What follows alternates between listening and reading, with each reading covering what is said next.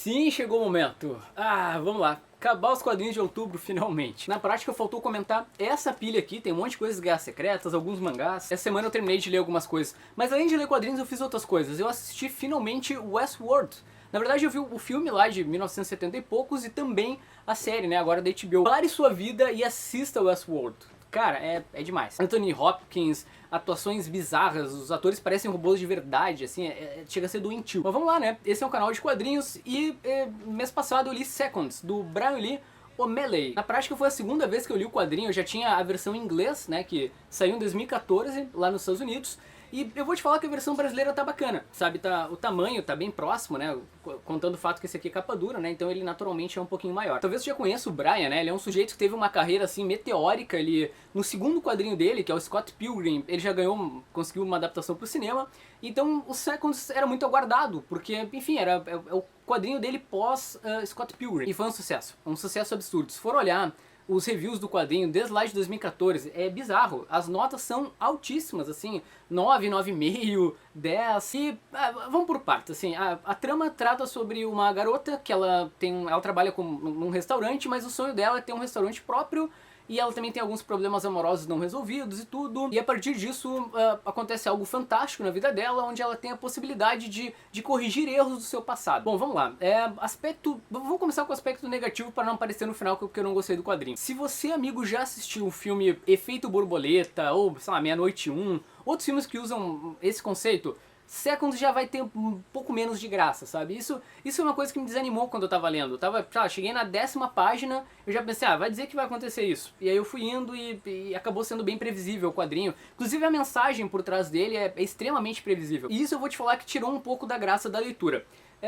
Na prática é isso, né? O Brian Lee O'Malley, ele pegou uma história já batida, né? Conhecida da cultura pop em geral, e contou da forma dele. E nesse ponto eu acho que o quadrinho acerta, porque, cara, o jeito que ele conta as coisas, os personagens, parece que tem vida, assim, de tão cativantes que eles são. Ele é um cara que, até nas próprias expressões dos personagens, né, ele é um cara que ele consegue prender a tua atenção, sabe? Isso é fato. O que acaba tornando a história mais interessante do que talvez ela realmente seja, né, através da habilidade dele pra contar a história. E o nome, Repeteco, né, se tu quer ter uma noção de por que a Quadrinhos Nascia colocou esse nome, dá uma olhada nesse programinha aqui. Eu entrevistei o Érico Assis, o tradutor do Seconds, e ele explicou o Repeteco, e eu vou te falar que eu acabei aceitando e até entendendo que faz algum sentido. Enfim, minha opinião, uma trama comum, mas muito bem contada e acaba sendo cativante. Com certeza guardarei Repeteco para dar para os meus filhos antes que eles vejam o Efeito Borboleta, que eles vão aproveitar um pouco mais. Eu também li Vagabond, na verdade o Vagabond eu li essa semana mesmo, tava meio atrasado. E, bom, né, a edição anterior, eu até tinha que comentar, na verdade, a edição anterior, a edição 7, foi animal. Como o Takehiko Inui conseguiu contar um volume inteiro do mangá apenas com 2 caras se encarando numa batalha mortal e tu te mantém empolgado e tenso. Cara, tem noção disso? Porque se outro roteirista outro mangaka fizesse, tu ia dizer, tá enrolando. No volume inteiro os 2 caras só se encarando. Enfim, animal. E aqui a gente tem o resultado da luta, né? Quando eles começam a batalhar realmente. Só que eu ainda sinto falta um pouco de uma trama que me prenda mais no Vagabond, sabe? Claro, as lutas são ótimas, tu perde fôlego lendo, mas sei lá, eu ainda tô atrás de um objetivo maior, assim, pro personagem. Eu ainda tô querendo algo mais. Esse mês também chegou por aqui pela Amazon o Área Cinzenta, que é basicamente uma republicação da Mythos, né? Essas edições aqui, no caso, elas saíram, pelo menos uma boa parte delas, na Juiz Dredd Magazine, uma revista que foi extinta, talvez você já deva ter ouvido falar, acho que foi ano passado, ano retrasado, que pararam de publicar. Cara, isso aqui é realmente fenomenal, né? Sai pela 2000 AD, uma revista famosa, britânica, e a gente tem basicamente um grupo que trabalha numa zona de migração alienígena da Terra. Eles usam esses uniformes legais e controlam, né, o fluxo de alienígenas no nosso rico planetinha. Baita gibi. Assim, eu lembro que quando saía na mensal, a galera já adorava a Área Cinzenta. Então eu curti bastante que a Mythos lançou um volume assim em capa dura. O que me chamou a atenção na história? Primeiro que os desenhos são muito bons, embora são vários artistas, eles conseguem manter uma regularidade assim, pelo menos de qualidade muito boa. Também eu gostei muito das sacadas do Dan Abnett, que é o roteirista, né? Inclusive o cara que reformulou os Guardiões da Galáxia, que acabaram indo parar no cinema, que é o escritor aqui. Ele tem sacadas muito boas para o que aconteceria se a Terra começasse a receber imigrantes alienígenas. Porque eu nunca parei pra pensar nisso. Geralmente tu pensa, os alienígenas, como eles são legais, vai dar tudo certo. E não, tem, caraca, 1000 problemas, doenças, todo tipo de absurdo começa a acontecer com a Terra. Inclusive, alguns caras acabam virando meio que mutantes. E um outro ponto bacana é que como a 2000 AD é uma revista que tem... As histórias que estão dentro dela tem poucas páginas, é uma revista mix, vamos dizer assim. Então, como o roteirista, ele tem pouco tempo, vamos dizer assim, pra contar a história, acaba que o ritmo de Área Cinzenta é muito mais acelerado do que, sei lá, um gibi americano comum. Então tu acaba te prendendo muito mais na leitura. Enfim, se tu gosta da temática, dá uma lida em Área Cinzenta que acho que tu não vai te arrepender. Ah, e ainda outra republicação que saiu nesse mês é o Choques Futuristas, do Alan Moore, que também tinha saído na Juice Dredd Magazine e agora tá ganhando uma publicação em capa dura. Eu acho demais. São historinhas curtas do Alan Moore e todas bem criativas. Na prática, eu acredito que o Alan Moore, ele siga a filosofia, vamos dizer assim, do Lovecraft, né? O Alan Moore foi declarado, né, desse escritor. E o Lovecraft, ele tinha o seguinte pensamento: ele só escrevia uma história se ele soubesse ou se ele achasse que tinha alguma chance de trazer algo de novo pro gênero. Tipo, ele não ia escrever uma história sobre viagem no tempo reproduzindo uma outra história de viagem do tempo conhecida. Não faz sentido pra ele. Ele queria sempre trazer algo novo pro gênero. E eu acredito que seja isso aqui que o Alan Moore tenta nos Choques Futuristas. Ele brinca com vários conceitos de ficção científica, viagem no tempo e por aí vai. E mantendo sempre uma tentativa de inovação. Então é muito legal, é muito bom. Se tu tá afim de ler algo diferente, o Choques Futuristas acho que vai te deixar feliz. E olha essa capa, cara, que animal aqui, o Alan Moore lá atrás, as criações dele. Esse mês eu também li o Star Wars, O Lado Sombrio, que é um quadrinho do selo Legends, né, que é o material que saiu pela Dark Horse do Star Wars, né, não é essa nova linha que saiu pela Marvel. E cara, como é que ele é focado no Qui-Gon Jinn, né? Então é legal, né, explorar um pouco do personagem, mas eu vou te falar que eu não curti muito, assim, sei lá, não me apeguei à história. Trata sobre um Padawan, que ele tá, enfim, né, em treinamento, e ele acaba voltando pro seu país de origem. Aí ele fica meio que na dúvida se ele deve seguir o lado Jedi, né, o lado da força, ou se ele é leal ao país de origem. Tem algumas intrigas políticas no meio, tem, sei lá, atentados terroristas acontecendo no planeta do garoto. Sei lá, é uma história que tem um contexto legal por trás, mas não me pegou muito. Eu preferia, sei lá, conhecer o passado do Qui-Gon e não do aprendiz dele, que enfim, que não é tão interessante. Ah, mas os desenhos são muito bons. Ah, esqueci, faz tempinho que eu li isso aqui. O final é um negócio que ofendeu a minha inteligência. Ah, por isso que eu não gostei do gibi, agora eu me lembrei. O final é muito ruim, né? Tudo que estava sendo construído desde o começo, tu esperava algo grandioso e... Não. Então, pelo final decepcionante, pela história que não me apegou muito, que eu não me apeguei muito, eu não curti muito esse encadernado. Vamos para as Guerras Secretas. O plano agora é falar brevemente sobre cada um dos tie-ins que eu ainda não comentei num vídeo específico no canal. Vou começar pelo melhor deles pra mim, que é o Força V, né, o A-Force, que saiu lá nos Estados Unidos. Inclusive, esse quadrinho acabou ganhando uma continuação, né, ele virou uma série mensal lá fora. E o que eu gostei no Força V? Eu curti que ele soube usar a ideia das Guerras Secretas, né? A gente tem esse mundo protegido por um grupo de vingadoras, onde elas acabam tendo problemas na fronteira, né? Uma delas acaba cruzando uma linha e os Thors vêm pra cima e tem toda uma questão de conspiração no meio do gibi. Eu acho que o único ponto negativo é que o vilão, né, a pessoa por trás da conspiração é meio óbvio, né? Mas enfim, no mais eu achei bem legal porque é uma coisa que tu te pergunta, né? O que acontece com quem cruza as fronteiras das Guerras Secretas? Então, tá aqui a resposta. Os desenhos são bons, os personagens são cativantes. Eu também não achei assim porque muita gente reclamou desse gibi que deve ser um manifesto feminista, não vou ler. Não, cara, eu acho que não. Na verdade é só um mundo que calhou de ter mais mulheres do que homens, então existe um grupo de vingadoras, mas também tem homens ali, né? É só uma história legal que tem mulheres como protagonistas. Eu também tô acompanhando a minissérie principal e o Velho Logan, né? Essas duas estão muito boas. Se tu tá gostando do Velho Logan, aguarde quando sair a mensal atual dele nos Estados Unidos aqui no Brasil. Velho, é lindo. Uma das melhores coisas pra mim da totalmente nova Marvel. Eu já comentei em outros vídeos que eu gosto muito da minissérie das Guerras Secretas, né? A minissérie principal, excelente. Eu vou procurar ver se faço alguma coisa diferente quando ela acabar aqui no Brasil, né? Vou ver se releio o que me falta e, enfim, tentarei surpreendê-los. Outro que eu li mês passado foi o Inumanos, o Despertar de Attilan, que basicamente divide os Inumanos em dois grupos, né? Um liderado pela Medusa e outro pelo Raio Negro.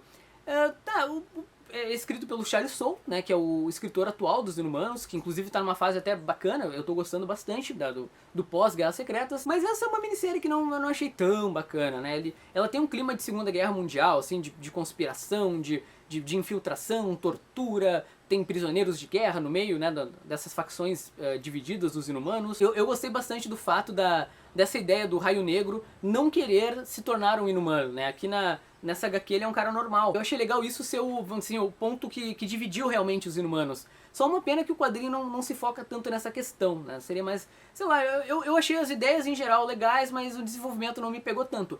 Menos o final. O final foi realmente muito bom, explodiu a minha cabeça. Bom, Zumbis Marvel. No caso aqui, nesse encadenado da Panini, tem duas minisséries, né? A Zumbis Marvel normal e a Zumbis Marvel e Era de Ultron, né? Por isso que ele tem essa lombada quadrada. Tá, vamos lá. A primeira história aqui, que é a Zumbis Marvel, é focada na Elsa Bloodstone, que é uma personagem que aparece aí com alguma frequência no universo Marvel, né? Participou do Next Wave, do Warren Ellis e algumas outras coisas. Basicamente ela tá perdida no outro lado da muralha com uma garota, ou um garoto, faz tempo que eu li a história, e eles estão tentando sobreviver, né? Porque, como tu deve estar sabendo, do outro lado da muralha das Guerras Secretas estão os Zumbis Marvel. E eu vou te falar que, assim, é uma história que é bem desenvolvida, tu acaba até curtindo a personagem e tudo mais, tem problemas do passado dela que são trazidos à tona, principalmente com relação ao pai. Mas, cara, é uma história da Elsa Bloodstone, sabe? Não é uma coisa que me chama tanta atenção. Não é uma personagem que eu tenho tanto interesse, mas ok, né? Pelo menos é uma história bem desenvolvida e tudo mais, né? Ela tem um gênio legal, assim, porque ela é engraçado, porque ela não tem piedade de ninguém e tudo, ela é meio durona. E os desenhos são muito bons, são do Kevin Walker, que é um cara que eu gosto, né? Ele tem um desenho meio cartunesco. Então é engraçado que quando ele desenha zumbi fica muito esquisito, sabe? Enfim, então se eu achei ok a primeira parte, a segunda, cara, foi uma decepção total. E o pior de tudo é que a equipe criativa é ótima. A gente tem o James Robinson escrevendo, um cara que já escreveu coisas maravilhosas, e o Steve Puck desenhando, que é um cara que desenhou várias coisas legais, se eu não me engano, ele desenhou Homem-Animal, enfim, várias coisas bacanas e tudo, tem um traço muito bom. Pode ver que os zumbis deles são ótimos, e aqui a gente tem, por exemplo, uma página de abertura com os Ultrons enfrentando os zumbis Marvel. Só que o roteiro é terrível, assim, nível infantil, nível pessoas que estão tendo aula de primeiro roteiro. Primeiro que o conceito por trás de tudo não faz o mínimo de sentido. Pra que os zumbis Marvel vão entrar em guerra com os Ultron? Cara, os Ultrons exterminariam os zumbis Marvel em segundos. Mas enfim, beleza, eu aceito. E outro ponto é que ele não se foca muito bem em um personagem só, né? Aqui tem o Hank Pym lá do Velho Oeste, tem o Android original da Marvel, tem o Visão, enfim. Ele se foca em vários personagens meio que num núcleo de resistência contra os zumbis Marvel e contra os Ultrons. Só que é muito mal escrito. Dá um exemplo prático, tá? Cada um desses personagens que eu citei tem um interesse amoroso na história. E aí, ele começa a tentar fazer tu te importar com os personagens, mostrando eles se beijando. Aí, tipo, tem uma sequência de 4 páginas onde ele apresenta cada um casal. Por quê? Porque, obviamente, ele quer fazer alguma coisa com um dos personagens pra tu ficar depois, ele morreu e deixou um grande amor pra trás, sabe? Não, é nível novela da Globo, cara, é terrível. Sem contar que tem uma incoerência, que, pelo menos pra mim, né? Eu admito que eu fui um pouco exigente com essa história. Tem aqui o Hank Pym do Velho Oeste, né? Ele é um dos personagens principais e tudo, ele acaba sendo expulso, né? Ele vai pro outro lado da muralha, então ele tá lá com o pessoal nessa resistência. De novo, olha os desenhos são ótimos, não dá pra entender. Mas enfim, ele é do Velho Oeste, né? Então a tecnologia do tempo dele é muito mais arcaica. E por mais que o Hank Pym seja um gênio e tudo mais, que a gente sabe que ele começa a interagir com tecnologia do Tron, dos tempos atuais. O cara não desce. Enfim, péssima experiência pra mim. O pior tem das Guerras Secretas que eu li realmente foi o Era de Ultron versus Zumbis Marvel. Bom, pra finalizar a gente tem esses 3 tains. Primeiro, o Comando Selvagem da Senhora Deadpool, que basicamente é uma continuação de um dos encadenados do Deadpool que a Panini lançou, quando ele enfrenta o Drácula e acaba se apaixonando, né, pela esposa atual e tudo. O gibi ele é escrito pelo Jerry Dungan, que é um escritor que eu não gosto, sabe, como escritor do Deadpool. Eu prefiro muito mais o Deadpool clássico do que essa fase atual dele, que a Panini tá publicando. Então assim, era certo que eu não ia gostar do gibi, e vou te falar que no fim eu realmente não consegui curtir muito. Se eu dei uma risadinha durante a leitura, foi muito. A única coisa que eu gostei foi quando ele fez uma referência ao Planetary, né, quando a personagem principal ela diz que esse é um mundo estranho, aí quando vira a página tu tem uma concepção mais ou menos parecida lá com uma página do John Cassaday do Planetary. Aí o Thor dessa realidade aqui, ele é um rapper. Não, velho, não é, eu não consigo rir disso, realmente não dá. Na história, a Senhora Deadpool, ela se junta com várias criaturas, uma múmia, um lobisomem, o Frankenstein, e eles estão numa jornada para buscar se eu não me engano, as cinzas dos irmãos dela, algo, ou as cabeças, algo assim. E aí o Drácula tá em cima, porque ela é esposa dele, né? Ela é prometida pra ele, ele quer casar com ela e tudo. E aí o Deadpool é um fantasma, é uma história que só acompanha as coisas de fora. Não me chamou a atenção, não achei interessante. Mas eu ainda tenho muita fé no outro quadrinho do Deadpool que vai sair das Guerras Secretas, que é o Deadpool, que são as Guerras Secretas do Deadpool. Aquilo deve ser legal. Tomara que seja. Eu li também a Ilha das Aranhas, que eu vou te falar que foi um erro, tá? Eu não devia ter lido esse quadrinho.